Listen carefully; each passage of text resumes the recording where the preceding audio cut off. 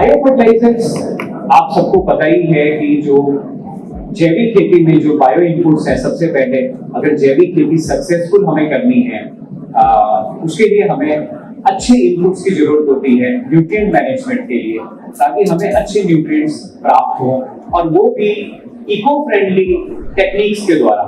तो सबसे पहले इको फ्रेंडली जो सबसे बढ़िया जो बायो इनपुट है वो आप सबको ये जानकारी होगी कि कुछ बायो फर्टिलाइजर्स हैं।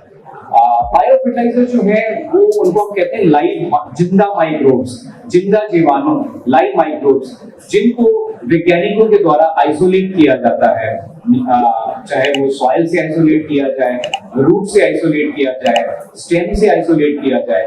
ऐसे जो जीवाणु होते हैं जो एटमॉस्फेरिक नाइट्रोजन को फिक्स करते हैं, क्योंकि नाइट्रोजन की उपलब्धता सबसे इंपॉर्टेंट चीज है जैविक खेती में। तो बायो फर्टिलाइजर जैसे आपको नाम मैं यहाँ पर लेना चाहूंगा, जैसे राइजोबियम है जो पल्सेस के लिए बहुत इंपॉर्टेंट है, फिर एजोटोबैक्टर है जो सीरियल क्रॉप्स या अदर क्रॉप्स के लिए भी यूज होता है, एजोस्पेरिलियम है,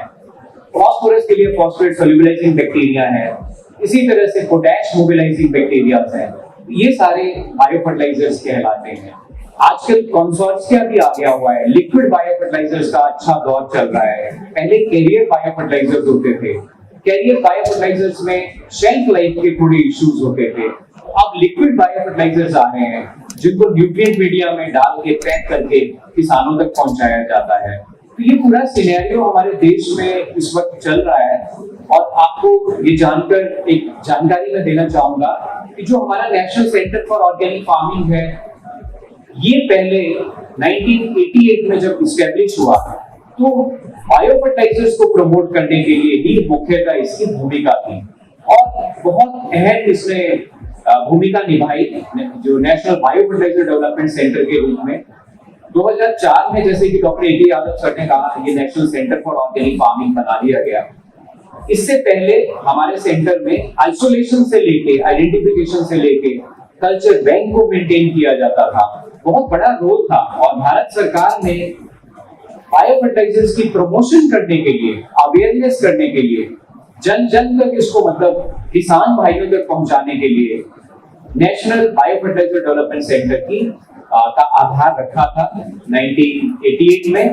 और उसके बाद 15-20 सालों में आप देखेंगे कि पूरे देश में बायो फर्टिलाइजर जो है इसको एक्सेप्टेंस मिली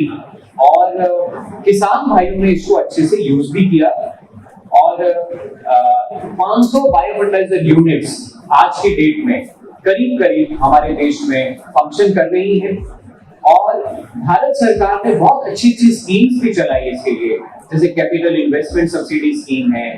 कुछ हमारे राष्ट्रीय कृषि विकास योजना है, उसके अंदर भी बायो फर्टिलाइजर्स को कैसे कैपिटल इन्वेस्टमेंट दी जाए, कुछ सब्सिडी दी जाए, ताकि बायो फर्टिलाइजर्स को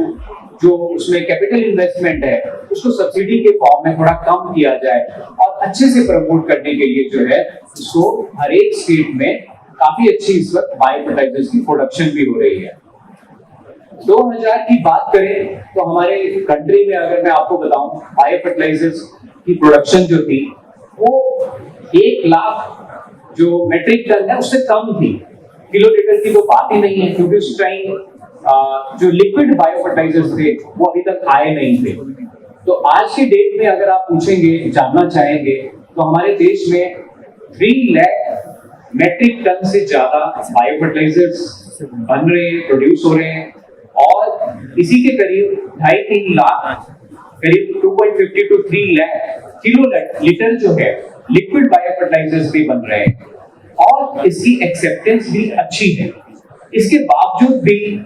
सिनेरियो इकोसिस्टम जो बायो फर्टिलाइजर्स का बनाया गया है पूरे देश में, सरकार ने बहुत अच्छी सब्सिडीज भी दी, प्रमोशन भी की और साथ ही साथ एक और जानकारी मैं आपको देना चाहूंगा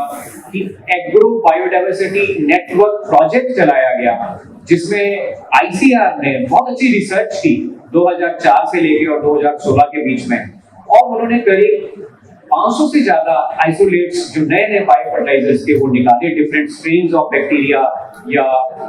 फंगस का कह लीजिए या और भी टाइप का जो वेस्कुलर माइकोराइजा, इसके ऊपर बहुत अच्छा शोध किया आईसीआर ने, हमारी मिनिस्ट्री ऑफ एग्रीकल्चर ने, और ये स्ट्रेन्स का बहुत फायदा हो रहा है पूरी कंट्री में बायो फर्टिलाइजर्स मैन्युफैक्चरिंग यूनिट को। तो किसान मित्रों, ये था आज का कृषि पिटारा। हमें उम्मीद है कि ये कार्यक्रम आपको काफी पसंद आया होगा। अगर आप हमारे चैनल पर नए हैं तो हमारे चैनल को सब्सक्राइब भी करें। अगर आपको ये वीडियो पसंद आई है तो इसे लाइक और शेयर भी करें। किसान मित्रों, आपका बहुत बहुत धन्यवाद।